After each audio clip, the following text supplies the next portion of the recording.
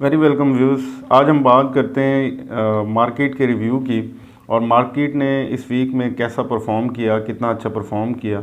और ये एक वीक इस लिहाज से बड़ा एक इंटरेस्टिंग वीक रहा है क्योंकि most of the people they were just imagining and hoping for worse to come, लेकिन हुआ इसके उलट ही। और यही मार्केट होती है जिसको पूरी दुनिया के एनालिस्ट मिलकर भी प्रिडिक्ट नहीं कर सकते कि लोग 35,000 की, 36,000 की, इस तरह की बातें कर रहे थे, लेकिन मार्केट ने बड़ी ज़बरदस्त रिकवरी की।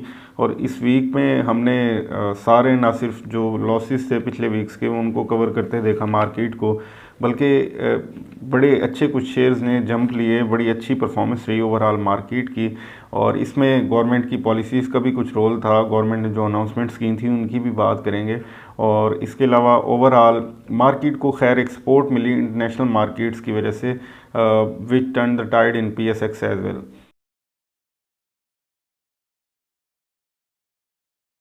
अगर स्टार्ट करें कि वीक कैसा स्टार्ट हुआ, तो मंडे वाले दिन बड़ा एक वीक नोट पे स्टार्ट हुआ था और राइजिंग कोविड केसेस वजह थी और uncertainty on the United states election outcome main वजह ये भी थी।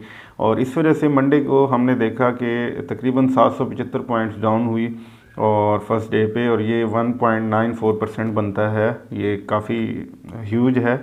और लेकिन फिर हमने देखा मार्केट ने बाउंस बैक किया इंटरनेशनल मार्केट्स की वजह से।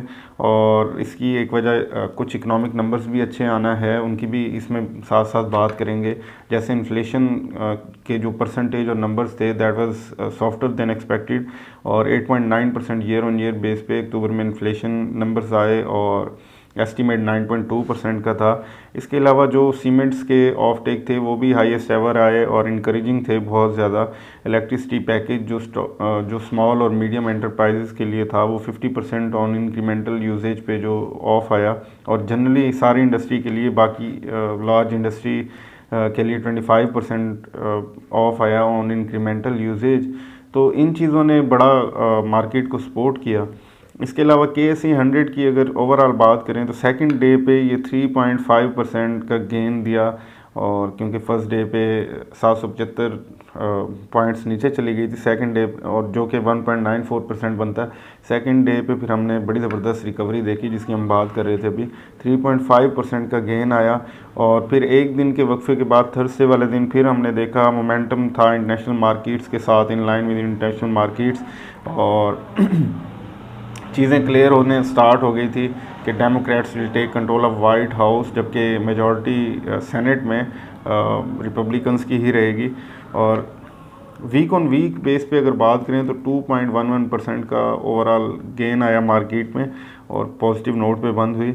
और volume also 21.6% week on week base पे कम हुआ। और इसके अलावा जो कंसंट्रेशन थी मार्केट की वॉल्यूम के हवाले से अगर बात करें तो वो हाई बीटा स्टॉक में रही, मोस्टली ऐसे ही रहता है। और यूनिटी में 203 मिलियन शेयर्स ट्रेड हुए, हेस्कोल में 133 मिलियन हुए, पावर में 123 मिलियन हुए, PRL में 101 मिलियन हुए, TRG में 82 मिलियन हुए। और उसके अलावा जो अदर न्यूज़ थी जिसने मार्केट को इम्पेक्ट किया, जो हम गवर्नमेंट की पॉलिसीज़ की, हमने इलेक्ट्रिसिटी टैरिफ की बात की इंक्रीमेंटल यूजेज पे।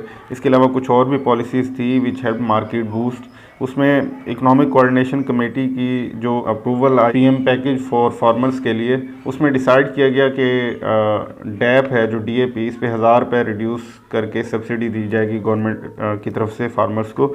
इसके अलावा जो marginal reduction of pole prices है, थोड़ी सी प्राइस भी हमने देखा कम की गई यकम को।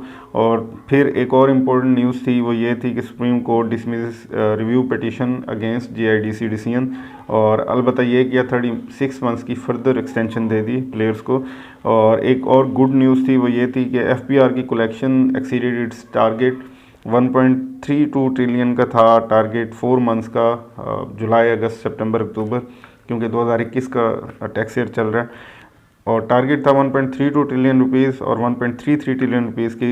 एक और अच्छी न्यूज़ ये थी कि हमने देखा था कि फर्स्ट क्वार्टर जो जुलाई अगस्त सितंबर 2021 का था उसमें ट्रेड सरप्लस था। अब इसमें फर्दर इम्प्रूवमेंट आ गई है, थोड़ी एक्सपोर्ट्स बढ़ गई हैं, थोड़ी इंपोर्ट्स कम हो गई हैं। जो अगला एक महीना था अक्टूबर का, उस क्वार्टर के बाद, यानी सेकंड क्वार्टर का जो फर्स्ट मंथ था, जो अभी एंड हुआ है, उसमें जो trade balance improved in October 20, exports 3% year on year base पे इस मंथ में अप हुई हैं और मंथ ऑन मंथ बेस पे 10% अप हुई हैं। अब हम बात कर रहे थे कुछ शेयर्स ऐसे हैं जो प्लस हुए, कुछ माइनस हुए। जब मार्केट में ओवरऑल 2% ऊपर जाए मार्केट एक वीक में, तो मोस्टली ऐसे ही होता है, ज़्यादा शेयर्स में गेन होता है और जो कम गिरे होते हैं, कम हुए होते हैं, वो कम होते हैं परसेंटेज, उनकी परसेंटेज कम होती है।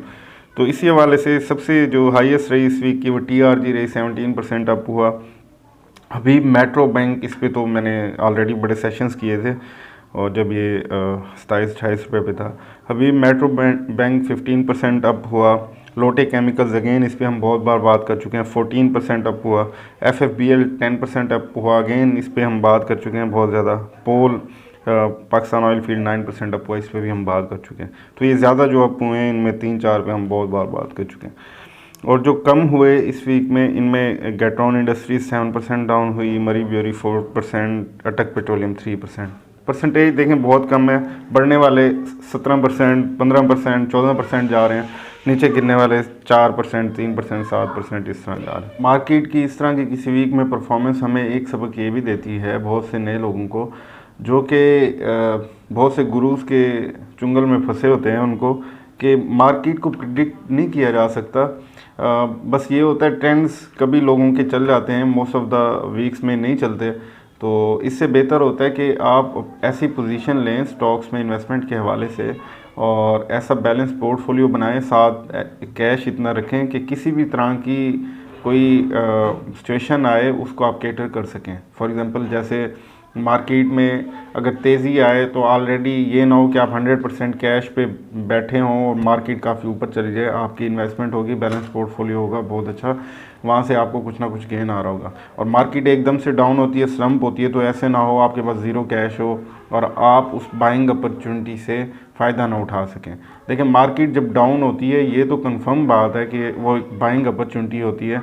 तो ओनली पजल इज़ कि कितनी डाउन होगी, कहाँ पे बाय करना चाहिए। बहरहाल एक बाइंग अपॉर्चुनिटी होती है जो कि अच्छे टाइम में आपको फिर बड़ा याद आता है कि मैंने इतने कम रेट्स पे बाय किया था, आज मुझे उनका फ़ायदा हुआ। ये आज का सेशन था। Thank you very much.